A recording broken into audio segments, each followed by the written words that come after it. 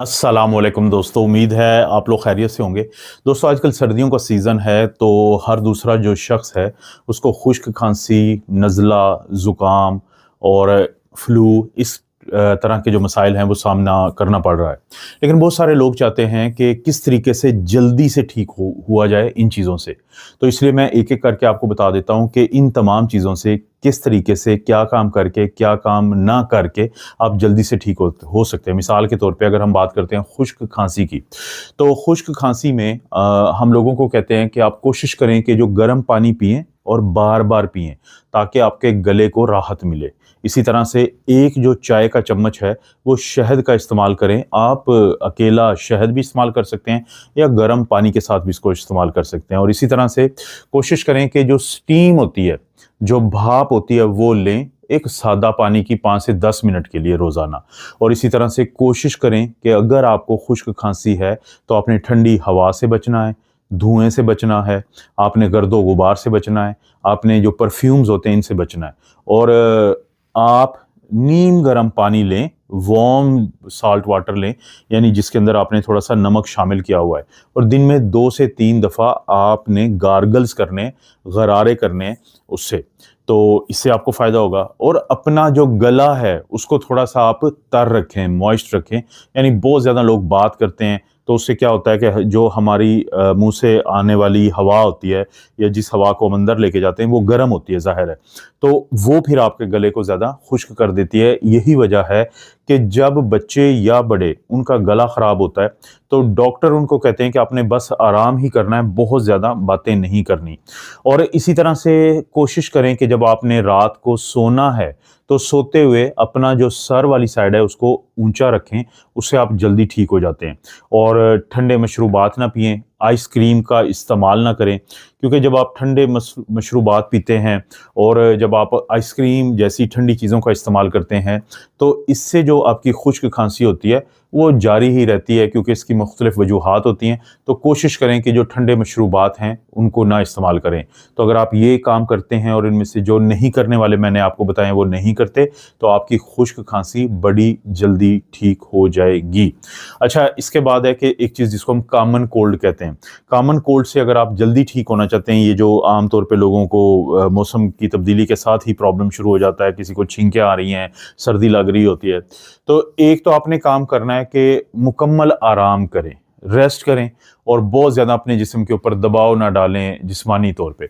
और इसी तरह से कोशिश करें कि उन मशरूबात का इस्तेमाल करें जो गर्म मशरूबात होते हैं, जैसे सूप है, हर्बल चाय होती है और गर्म पानी है, उसको इस्तेमाल करें।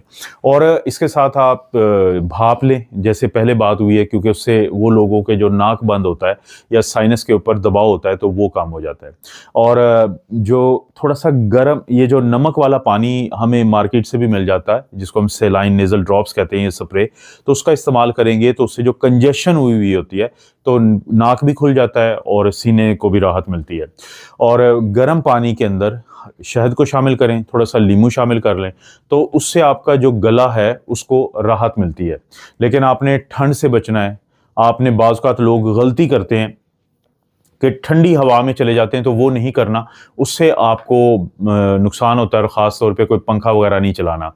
और कोशिश करें कि जो आप खुराक खाएंगे तो खुराक आपने वो खानी है जो हल्की खुराक होती है। अक्सर आपने देखा होगा कि हम कहते हैं कि नीम ठोस ग़िज़ा लें, कोई हैवी खुराक ना खाएं, मिर्च मसाले वाली चीज़ ना खाएं, क्योंकि जब आप हैवी खुराक खाते हैं तो उससे नुकसान होने का डर होता है।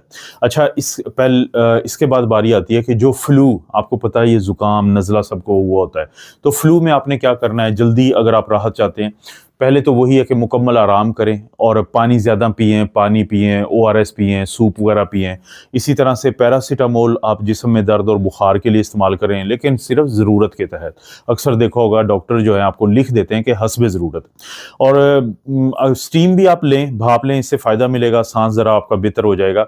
लेकिन गर्म पानी से नहाने की भी कोशिश करें, उससे लोगों को फ़ायदा होता है। और हल्का फुल्का नरम ग़िज़ा खाएँ, क्योंकि भूख कम लगी होती है, तो अगर आप हैवी खाएंगे तो उससे आपको उल्टी आने का डर होता है। इसके साथ साथ दवाइयाँ जो होती हैं ना, जैसे एंटीबायोटिक है, वो आपने सिर्फ़ और सिर्फ़ अपने डॉक्टर के मशवरे से इस्तेमाल करनी है, उनके मशवरे के बगैर हरगिज़ इस्तेमाल ना करें। और अगर आपको बुखार रह रहा है बहुत ज़्यादा, آپ کے جسم میں زیادہ درد ہے، آپ کی طبیعت زیادہ خراب ہے، تو کوشش کریں باقیوں سے ملیں جلیں نہ، کیونکہ اکثر فلو جو ہے وہ وائرل جو انفیکشن ہوتی ہے انفلوئنزا کی، اس کی وجہ سے ہوتا ہے۔ تو جب لوگ دوسروں سے ملتے ہیں تو ان کو پھر یہ پرابلم نہ صرف خود کو ہوتا ہے بلکہ وہ دوسروں کو بھی دے سکتے ہیں۔ تو فلو سے جلدی آرام کے لیے یہ آپ نے خیال رکھنا ہے کہ یہ سارے کام کریں، اور جو نہیں کرنے والے ہیں وہ بھی میں نے بتا دیے۔ تو فائنل آپ کو یہی ایڈوائس دی جا سکتی ہے کہ کچھ چیزوں کو آپ نے خاص طور پہ نہیں کرنا، کہ جیسے جب آپ کو نزلہ زکام ہے تو ان کی دوائیوں کو اکثر لوگ ایک سے زیادہ دوائی کھا رہے ہوتے ہیں، کہ زکام کی علیحدہ لے رہے ہیں، نزلے کے لیے علیحدہ لے رہے ہیں، پہلے کسی ڈاکٹر نے بتائی تھی، تو یہ مکس نہ کریں۔ اور اسی طرح سے جو وائرل یہ فلو ہوتا ہے یا یہ جو وائرس کی وجہ سے ہوتا ہے، تو اس میں اینٹی بایوٹک تو کام نہیں کرتی، لوگ گھروں میں پڑی ہوئی اینٹی بایوٹک استعمال کرتے ہیں، وہ نہ کریں۔ اور اگر تو آپ کو بخار ہوئے 3 دن سے زیادہ ہو گئے ہیں تو ڈاکٹر کے پاس جانا پڑے گا۔ اگر آپ کا سانس خراب ہو رہا ہے یا آپ کے سینے میں درد ہو رہا ہے، چیسٹ پین ہو رہا ہے، تو ڈاکٹر کے پاس جانا چاہیے۔ مسلسل کھانسی آپ کو آ رہی ہے جو 2-3 ہفتے سے چل رہی ہے، تو اس صورت میں بھی اپنے ڈاکٹر کے پاس ضرور جائیں۔